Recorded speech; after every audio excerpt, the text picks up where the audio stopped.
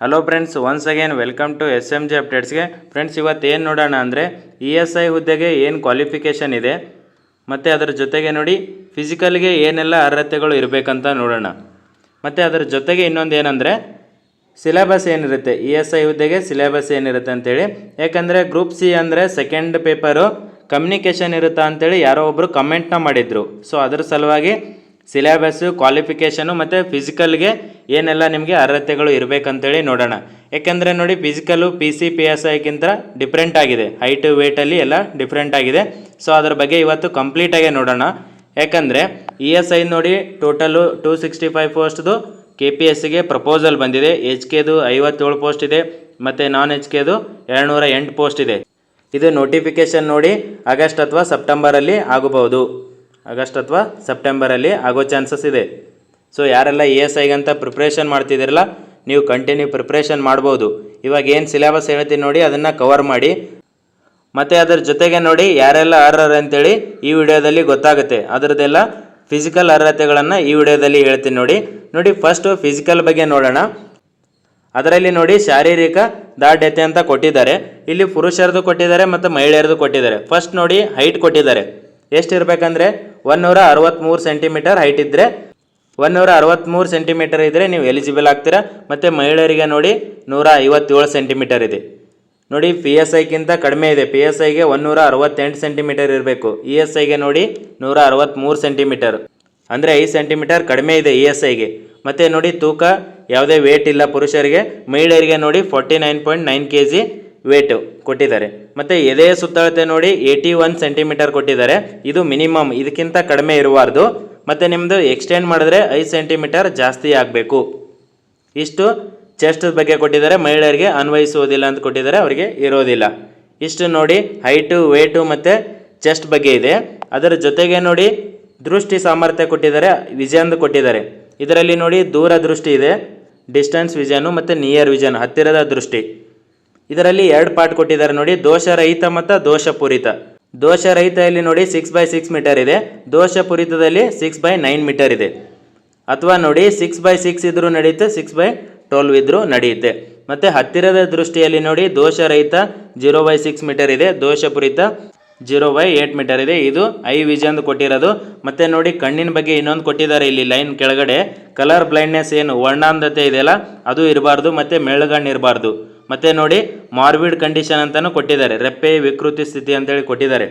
So ಇದನ್ನು ಅನರ್ಹತೆ ಅಂತೇಳಿ ಕನ್ಸಿಡರ್ ಮಾಡ್ತಾರಂತ ಹೇಳಿದ್ದಾರೆ. 5 ತುಂಬ ಇಂಪಾರ್ಟೆಂಟು. 5 ಮತ್ತು ಹೈಟು ವೇಟ್ ಏನಿದೆಯಲ್ಲ ಇದು ತುಂಬ ಇಂಪಾರ್ಟೆಂಟ್ ಆಗುತ್ತೆ. ನೆಕ್ಸ್ಟ್ ನೋಡಿ ದೈಹಿಕ ಸಾಮರ್ಥ್ಯದಲ್ಲಿ ಏನಂದರೆ ಇಷ್ಟು ನೋಡಿ ಫಿಸಿಕಲ್ದು ಇರುತ್ತೆ. ಏನಂದರೆ 100 ಮೀಟರ್ ಓಟ, ಎತ್ತರ ಜಿಗಿತ ಅಂದರೆ ಹೈ ಜಂಪು, ಲಾಂಗ್ ಜಂಪು, ಉದ್ದ ಜಿಗಿತ, ಗುಂಡು ಎಸೆತ, 800 ಮೀಟರ್ ಓಟ ಇರುತ್ತೆ. ಇಲ್ಲಿ ನೋಡಿ ಇದು ಪುರುಷರದು, ಇದು ಮಹಿಳೆಯರು ಮತ್ತು ಮಾಜಿ ಸೈನಿಕರು ಅವರಿಗಿಬ್ಬರಿಗೂ ಸೇಮ್ ಇರುತ್ತೆ. ನೋಡಿ 100 ಮೀಟರ್ ಓಟನ 15 ಸೆಕೆಂಡಲ್ಲಿ ಫಿನಿಷ್ ಮಾಡಬೇಕು ಪುರುಷರು. ಅದೇ ಮಹಿಳೆಯರು ಮತ್ತು ಮಾಜಿ ಸೈನಿಕರು ನೋಡಿ 18.05 ಸೆಕೆಂಡ್ಸ್ ಅಂತ ಕೊಟ್ಟಿದ್ದಾರೆ, ಅಂದರೆ ಒಂದು 3 ಸೆಕೆಂಡ್ಸು ಜಾಸ್ತಿ ಇದೆ. ಮತ್ತು ನೋಡಿ ಹೈ ಜಂಪು 1.2 ಮೀಟರ್ನ ನೀವು ಹೈ ಜಂಪ್ ಮಾಡಬೇಕು. ಮತ್ತು ನೋಡಿ ಮಹಿಳೆಯರಿಗೆ ನೋಡಿ 0.9 ಮೀಟರ್ ಇದೆ. ಲಾಂಗ್ ಜಂಪ್ ನೋಡಿ 3.8 ಮೀಟರ್ ಇದೆ, ಅದೇ ಮಹಿಳೆಯರಿಗೆ ಮತ್ತು ಮಾಜಿ ಸೈನಿಕರಿಗೆ 2.5 ಮೀಟರ್ ಇದೆ. ಓಕೆನಾ. ಗುಂಡು ಎಸೆತ ನೋಡಿ 7.26 kgದು ಎಷ್ಟು ಎಸಿಬೇಕಂದ್ರೆ 5.6 ಮೀಟರ್ನ ನೀವು ಎಸಿಬೇಕಾಗುತ್ತೆ. ಅದೇ ನೋಡಿ ಮಹಿಳೆಯರು ಮತ್ತು ಮಾಜಿ ಸೈನಿಕರಿಗೆ 4 kg ಇರುತ್ತೆ, ಅಂದರೆ 3.75 ಮೀಟರ್ನ ನೀವು ಎಸಿಬೇಕಾಗುತ್ತೆ. ಮತ್ತು 800 ಮೀಟರ್ ಓಟ ಇನ್ನೊಂದು ಕೊಟ್ಟಿದ್ದಾರೆ ನೋಡಿ, ಇದು 2 ನಿಮಿಷ 50 ಸೆಕೆಂಡಲ್ಲಿ ಫಿನಿಷ್ ಮಾಡಬೇಕು. ಅದೇ ಮಹಿಳೆಯರಿಗಾದರೆ ನೋಡಿ 200 ಮೀಟರ್ ಓಟ ಎಷ್ಟಂದರೆ 40 ಸೆಕೆಂಡಲ್ಲಿ ಕಂಪ್ಲೀಟ್ ಮಾಡಬೇಕು. ನೋಡಿ 5 ಏನು ಕೊಟ್ಟಿದ್ದಾರಲ್ಲ, 5ರಲ್ಲಿ ನೀವು 3 ಮಾಡಿದ್ರೂ 3 ಕ್ಲಿಯರ್ ಮಾಡಿದ್ರೂ ನೀವು ಎಲಿಜಿಬಲ್ ಆಗ್ತೀರಾ. ಕೊಟ್ಟಿದ್ದಾರೆ ನೋಡಿ ಅಭ್ಯರ್ಥಿಗಳು ಮೇಲಿನ 5 ದೈಹಿಕ ಸಾಮರ್ಥ್ಯಗಳ ಪೈಕಿ 3ರಲ್ಲಿ ಉತ್ತೀರ್ಣರಾಗಬೇಕು, ಅಂದರೆ 3 ಕ್ಲಿಯರ್ ಮಾಡಿದ್ರೂ ನೀವು ಕ್ವಾಲಿಫೈ ಆಗ್ತೀರಾ. ಮತ್ತು ನೋಡಿ ಇದಕ್ಕೆ ಯಾವುದೇ ಮಾರ್ಕ್ಸ್ ಇರಲ್ಲ, ಜಸ್ಟ್ ಇದೇನೆಂದರೆ ಅರ್ಹತಾದಾಯಕ, ಅಂದರೆ ಇದನ್ನು ಕ್ಲಿಯರ್ ಮಾಡಬೇಕು, 3 ಕ್ಲಿಯರ್ ಮಾಡಬೇಕು 5ರಲ್ಲಿ, ಅಷ್ಟು ಮಾಡಿದ್ರೆ ನೀವು ಕ್ವಾಲಿಫೈ ಆಗ್ತೀರಾ. ಮತ್ತು ನೋಡಿ ದೇಹ ದಾಢ್ಯತೆ ಪ್ರಮಾಣ ಪತ್ರ ಅಂತ ಕೊಟ್ಟಿದ್ದಾರೆ, ಇದು ಕಂಪಲ್ಸರಿ ಇರಲೇಬೇಕು. ಫಿಸಿಕಲ್ ಸ್ಟ್ಯಾಂಡರ್ಡ್ ಪ್ರಮಾಣ ಪತ್ರ ತೊಗೊಂಡಿರಬೇಕು. ಅದು ನೋಡಿ ಅಸಿಸ್ಟೆಂಟ್ ಸರ್ಜನ್ಗಿಂತ ಕಡಿಮೆ ಇಲ್ಲದ ವೈದ್ಯಾಧಿಕಾರಿಯಿಂದ ಪಡೆದಿರಬೇಕು. ಅವ್ರ ಸಹಿ ಇರಬೇಕು, ಮೋಹರ್ ಇರಬೇಕು, ಮತ್ತು ಜಾರಿ ಮಾಡಿದ ಡೇಟ್ ಇರಬೇಕು, ಸೀಲು, ಸಿಗ್ನೇಚರು ಮತ್ತು ಡೇಟ್ನ ಅದರಲ್ಲಿ ಮೆನ್ಷನ್ ಮಾಡಿರಬೇಕು. ಅದು ನೋಡಿ ಕೊನೆಯ ದಿನಾಂಕದೊಳಗೆ ನಿಗದಿತ ಸಮಯದಲ್ಲಿ ಪಡೆದಿರಬೇಕು. ಅಂದರೆ ನೋಡಿ, ಅಪ್ಲಿಕೇಶನ್ ಹಾಕೋಕ್ಕೆ ಲಾಸ್ಟ್ ಡೇಟ್ ಕೊಟ್ಟಿರ್ತಾರಲ್ಲ, ಅದ್ರ ಒಳಗಡೆ ನೀವು ತೊಗೊಂಡು ಇಟ್ಕೊಂಡಿರಬೇಕು. ಅದು ಅನುಬಂಧ 2ದಲ್ಲಿ ಕೊಟ್ಟಿದ್ದಾರೆ ಅಂತೇಳಿ ಇದು ಮುಂಚೆ ಪ್ರೀವಿಯಸ್ ನೋಟಿಫಿಕೇಷನಲ್ಲಿ ಕೊಟ್ಟಿದ್ದರು. ಇವಾಗ ನೆಕ್ಸ್ಟ್ ESI ನೋಟಿಫಿಕೇಷನ್ ಆದರೆ ಇದೇ ಥರ ಇರುತ್ತೆ. ಯಾರೆಲ್ಲ ಎಲಿಜಿಬಲ್ ಇರ್ತಿರಲ್ಲ, ನೀವು ಇದನ್ನು ತೊಗೊಂಡು ಇಟ್ಕೊಳ್ಳೋದು ಬೆಟರ್ ನೋಡಿ. ಫಿಸಿಕಲ್ ಸ್ಟ್ಯಾಂಡರ್ಡ್ ಪ್ರಮಾಣ ಪತ್ರ, ಅವ್ರ ಸೈನು ಸಿಗ್ನೇಚರು ಡೇಟ್ನ ಕರೆಕ್ಟಾಗಿ ಮೆನ್ಷನ್ ಮಾಡಿ ಈ ಫಿಸಿಕಲ್ ಸ್ಟ್ಯಾಂಡರ್ಡ್ ಪ್ರಮಾಣ ಪತ್ರನ ತಗೊಂಡು ಇಟ್ಕೊಳ್ಳಿ. ಮತ್ತು ನೋಡಿ, ಯಾರೆಲ್ಲ ಎಕ್ಸಾಮ್ ಬರೀತಿರಲ್ಲ, ನಿಮಗೆ 1:5 ರೇಷಿಯೋದಲ್ಲಿ, ಅಂದರೆ ಎಷ್ಟು ಪೋಸ್ಟ್ ಇರುತ್ತಲ್ಲ ಅದರಲ್ಲಿ 5 ಪಟ್ಟು ನಿಮಗೆ ಏನು ಮಾಡ್ತಾರೆ ಅಂದರೆ ಈ ಫಿಸಿಕಲ್ಗೆ ಕನ್ಸಿಡರ್ ಮಾಡ್ತಾರೆ. ಫಿಸಿಕಲ್ಗೆ ಏನು ಮಾಡ್ತಾರೆ, ಸೆಲೆಕ್ಟ್ ಮಾಡ್ತಾರೆ. ಇವಾಗ ನೋಡಿ 208 ಪೋಸ್ಟ್ ಇದೆನಾ, ಇದಕ್ಕೆ ಇಂಟು 5 ಇಷ್ಟು ಏನು ಮಾಡ್ತಾರೆ ಅಂದರೆ ನಿಮಗೆ ಫಿಸಿಕಲ್ಗೆ ಸೆಲೆಕ್ಟ್ ಮಾಡ್ತಾರೆ. ಇಷ್ಟು ಫಿಸಿಕಲ್ ಬಗ್ಗೆ ಮಾಹಿತಿ ಇದೆ ESIದು. ಯಾರೆಲ್ಲ ಎಲಿಜಿಬಲ್ ಇದಿರಲ್ಲ, ಹೈಟ್ ಎಲ್ಲ ಕಡಿಮೆ ಇದೆ ನೋಡಿ, 163 ಸೆಂಟಿಮೀಟರ್ ಕಡಿಮೆ ಇದೆ. ಆಲ್ಮೋಸ್ಟ್ ತುಂಬ ಜನ ಎಲಿಜಿಬಲ್ ಆಗ್ತೀರಾ.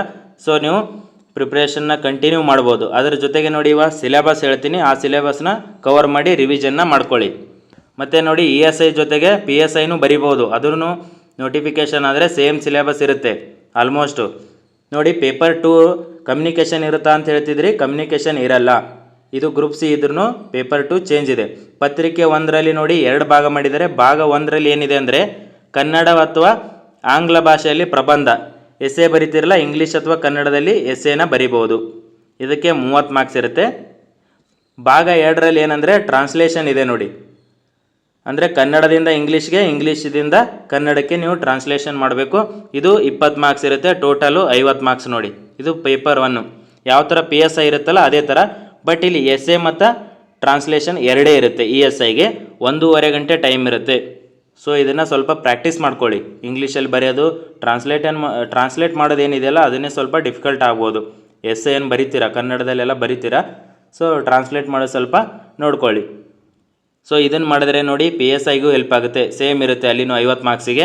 ಸೆಕೆಂಡ್ ಪೇಪರ್ ನೋಡಿ, ನಿಮಗೆ ಗೊತ್ತಿದೆ ನಾರ್ಮಲಾಗಿ GS ಪತ್ರಿಕೆ ಇರುತ್ತೆ, ಜನರಲ್ ಸ್ಟಡಿ ಇರುತ್ತೆ.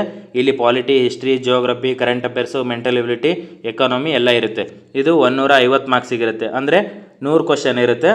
ಇದಕ್ಕೆ 1.5 ಮಾರ್ಕ್ಸ್ ಇರುತ್ತೆ. ಒಂದು ಕ್ವಶನ್ಗೆ 1.5 ಮಾರ್ಕ್ಸು. ಇದಕ್ಕೂ ನೋಡಿ 1.5 ಗಂಟೆ ಟೈಮ್ ಇರುತ್ತೆ. KEದವ್ರ ಥರ 2 ಅವರ್ ಇರಲ್ಲ. KEದವ್ರಿಗೆ 2 ಅವರ್ ಇರುತ್ತೆ. ಬಟ್ KPSCದು GS ಪೇಪರ್ಗೆ 1.5 ಗಂಟೆ ಅಷ್ಟೇ ಟೈಮ್ ಇರೋದು. ಟೈಮ್ ಸಾಕಾಗಲ್ಲ. ಸೊ ನೀವು ಸ್ವಲ್ಪ ಕರೆಕ್ಟಾಗಿ GSನ ಸ್ಟಡಿ ಮಾಡಿದ್ರೆ ಮಾರ್ಕ್ಸ್ನ ತೊಗೋಬೋದು. ನೋಡಿ, ಟೋಟಲು 200 ಮಾರ್ಕ್ಸು, ಅದು 50, ಇದು 150, 200 ಮಾರ್ಕ್ಸಿಗೆ ಇರುತ್ತೆ. ಇದು ನೋಡಿ ಆಬ್ಜೆಕ್ಟಿವ್ ಟೈಪ್ ಅಂತ ಕೊಟ್ಟಿದ್ದಾರೆ, ಆಬ್ಜೆಕ್ಟಿವ್ ಟೈಪ್ನೇ ಇರುತ್ತೆ. ನೀವೇನಿಲ್ಲ ಅಂದರೂ 125, 130ವರೆಗೂ ಈ ಥರ ಸ್ಕೋರ್ ಮಾಡಬೇಕು. ಸೊ ಈ ಥರ ಸ್ಕೋರ್ ಮಾಡಿದ್ರೆ ಸೆಲೆಕ್ಟ್ ಆಗ್ತೀರಾ. ಸೊ ಏನು PSI ಇರುತ್ತಲ್ಲ ಅದೇ ಥರ ಇರುತ್ತೆ. ಬಟ್ ನೋಡಿ, ಇದಕ್ಕೆ ಸ್ವಲ್ಪ ಅಪ್ಲಿಕೇಶನ್ ಜಾಸ್ತಿ ಬರುತ್ತೆ. ಯಾಕಂದರೆ ನೋಡಿ 163 ಸೆಂಟಿಮೀಟರ್ ಇದೆ ಹೈಟು. ಸೊ ಇನ್ನು 5 ಸೆಂಟಿಮೀಟರ್ ಹೈಟಲ್ಲಿ ತುಂಬ ಜನ ಅಪ್ಲಿಕೇಶನ್ನ ಹಾಕ್ತಾರೆ. PSIಗೆ 168 ಇದೆ, PCಗೆ ಇನ್ನೂ ಜಾಸ್ತಿ ಇದೆ. ಸೊ ESI ಒಳ್ಳೆ ಡಿಪಾರ್ಟ್ಮೆಂಟು, XI ಡಿಪಾರ್ಟ್ಮೆಂಟು ಒಳ್ಳೆ ಡಿಪಾರ್ಟ್ಮೆಂಟು. ಯಾರೆಲ್ಲ ESI ಜಾಬ್ ತೊಗೋಬೇಕಂತ ಸ್ಟಡಿ ಮಾಡ್ತಿದ್ದೀರಲ್ಲ, ಕಂಟಿನ್ಯೂ ಪ್ರಿಪ್ರೇಷನ್ ಮಾಡಿ. ಆಲ್ರೆಡಿ ಪ್ರಪೋಸಲ್ ಬಂದಿದೆ, ಯಾವಾಗ ಬೇಕಾದರೂ ನೋಟಿಫಿಕೇಷನ್ ಆಗ್ಬೋದು. ಮತ್ತು ನೋಡಿ, PSI ಹೇಳಿದ್ದೀನಲ್ಲ ಅದರದ್ದು ಪ್ರಿಪ್ರೇಷನ್ ನಡೀತಿದೆ ಅಂತ ಹೇಳಿದ್ದಾರೆ. ಅದರದ್ದು ಏನು ಪ್ರೊಸೆಸ್ ಇದೆಯಲ್ಲ ಅದು ಕಂಪ್ಲೀಟ್ ಆದಮೇಲೆ ನೋಟಿಫಿಕೇಷನ್ನ ಮಾಡ್ತಾರೆ. ಎರಡಕ್ಕೂ ಹೆಲ್ಪ್ ಆಗುತ್ತೆ. ESIಗೂ ಹೆಲ್ಪ್ ಆಗುತ್ತೆ, PSIಗೂ ಹೆಲ್ಪ್ ಆಗುತ್ತೆ. ಟ್ರಾನ್ಸ್ಲೇಷನು ಮತ್ತು ಎಸ್ಸೆ ಬರೆಯೋದು ಆ ಥರ ಪ್ರಾಕ್ಟೀಸ್ ಮಾಡ್ಕೊಳ್ಳಿ. ಪ್ರಾಕ್ಟೀಸ್ ಮಾಡಿದ್ರೆ ನೀವು ಈಸಿಯಾಗಿ ಬರಿಬೋದು. ಫಿಸಿಕಲ್ ನೋಡಿ ಇಷ್ಟಿರುತ್ತೆ. ಫಿಸಿಕಲ್ ಏನು ಅದ್ರ ಥರ ಡಿಫಿಕಲ್ಟ್ ಇಲ್ಲ ಕಂಪೇರ್ ಟು PSI ಮತ್ತು PC.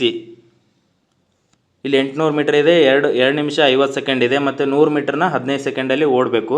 ಇದರಲ್ಲಿ ನೋಡಿ 5ರಲ್ಲಿ 3 ಕ್ವಾಲಿಫೈ ಆದ್ರೂ ಮುಗಿಯುತ್ತೆ. ನೀವು ಲಾಂಗ್ ಜಂಪು, ಹೈ ಜಂಪು, ಗುಂಡು ಎಸೆತ ಮಾಡಿದ್ರೂ, ರನ್ನಿಂಗಲ್ಲಿ 2 ಫೇಲ್ ಆದ್ರೂ ನಡೆಯುತ್ತೆ. ಸೊ ಇಷ್ಟು ESI ಬಗ್ಗೆ ಮಾಹಿತಿ ಇದೆ. ಆಲ್ರೆಡಿ ನಾನು ಅಪ್ಡೇಟ್ ಕೊಟ್ಟಿದ್ದೀನಿ ನಿನ್ನೆ, ಎಷ್ಟು ಹುದ್ದೆಗಳು ಬಂದಿದೆ ಪ್ರಪೋಸಲ್ ಎಲ್ಲ ಅಂತೇಳಿ. 265 ಹುದ್ದೆಗಳು ನೋಡಿ. ಸಿಲೆಬಸ್ಸು ಮತ್ತು ಫಿಸಿಕಲ್ಲು ಎಲ್ಲ ಕ್ಲಿಯರ್ ಆಯಿತು ಅಂತ ಅನ್ಕೊತೀನಿ. ಫಸ್ಟ್ ಪೇಪರು ಎಸ್ಸೆ ಮತ್ತು ಟ್ರಾನ್ಸ್ಲೇಷನು, ಸೆಕೆಂಡ್ ಪೇಪರು GS ಇರುತ್ತೆ ನೋಡಿ. ಸೊ ಕಂಟಿನ್ಯೂ ಸ್ಟಡಿ ಮಾಡಿ. ಇದೇ ಥರ ಏನಾದರೂ ಇನ್ಫಾರ್ಮೇಷನ್ ಇದ್ದರೆ ಅಪ್ಡೇಟ್ ಮಾಡ್ತಿರ್ತೀನಿ. ನೆಕ್ಸ್ಟ್ ವಿಡಿಯೋಸಲ್ಲಿ ಸಿಗೋಣ. ಓಕೆನಾ? Thank you friends.